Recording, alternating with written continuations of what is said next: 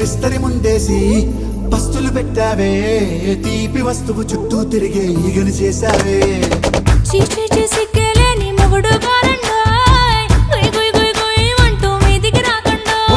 గంపెడి పిల్లలతో ఇంటిని నింపావే, సాపాదిండు సంసారాన్ని మేడెక్కించావే.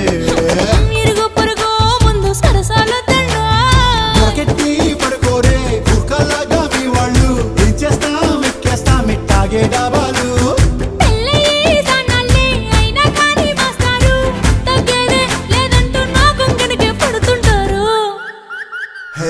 గోదారి గట్టు మీద రామసలకావే,